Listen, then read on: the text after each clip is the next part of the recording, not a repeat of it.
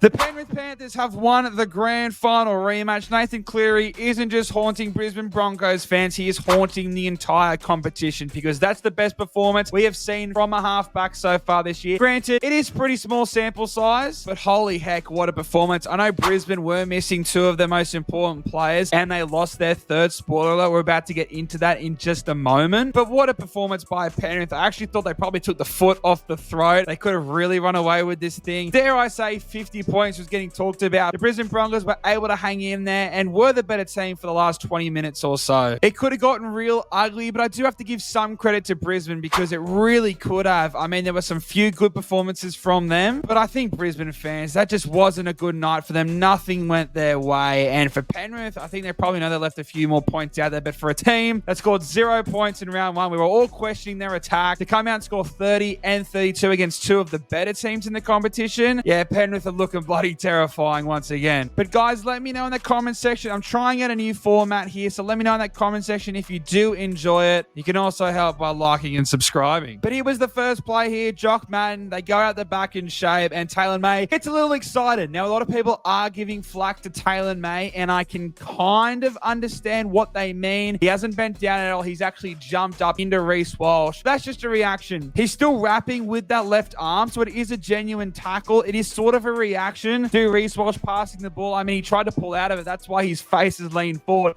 and he hasn't hit him with his shoulders. Thank God he didn't hit him with his shoulders because that could have gone a lot worse. Unfortunately for Reece Walsh, he's probably going to be missing some time, even if it is just a deep cut, but it looks like there could be a facial fracture or something there involved. So that would suck to see.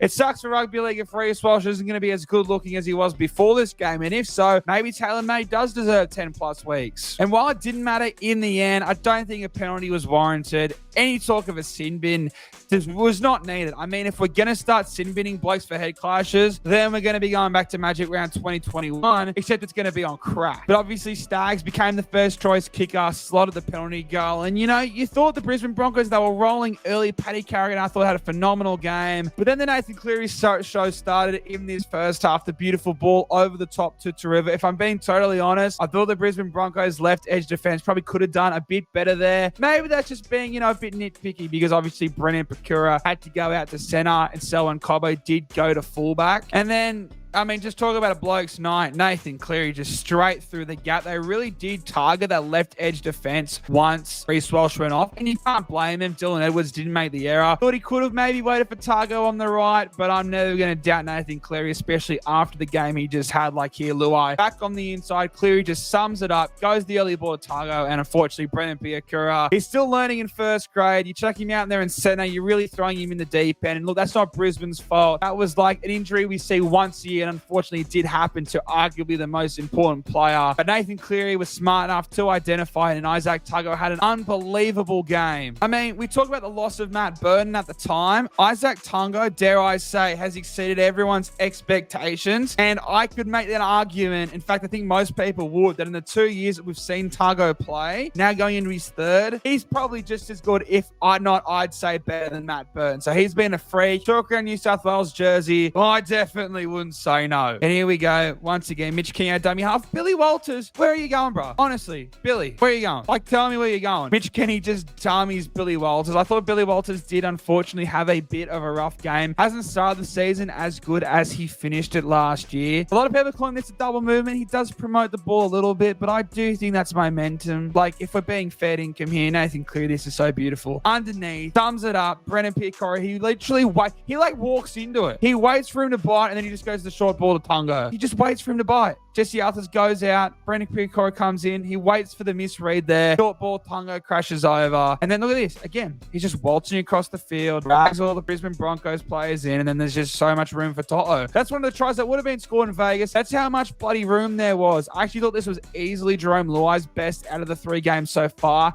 Still haven't seen Luai at his best. But yeah, like I said at the beginning of the video, for a team that scored 0 points in round 1, the last 2 weeks, their attackers look so good. Luai over the top once again. Set up this try. To'o did have to do a lot of work for it, though. But Brian To'o, what an absolute weapon. So underrated. Ran for over 200 meters again tonight. What an absolute freak. And speaking of freaks, one of the bright spots is seeing Reece Walsh go down. I mean, that sounds a bit harsh when I just said it out loud. But Selwyn Cobbo, I like to knock back on the comparisons to GI. But when Selwyn does this, literally reminiscing of what GI did against the Broncos, it's hard not to get excited. And then he goes up and scores this try here now. Dean Mariner did have to do a lot, just like To'o, but that's an unbelievable play. And I know Jesse Arthurs was great, so he gets the try coming up next. So I can't see how Corey Oates does get back into the side. Was it a forward pass? Most definitely, but you won by heaps anyway, Penrith Panthers fans. And look, if that cost you points in against at the end of the year, then you can blame me. But the Penrith Panthers get a great win against the team that they beat in the grand final last year. Great game from Penrith. Probably left a few too many points out there. But Nathan Cleary, what a first half.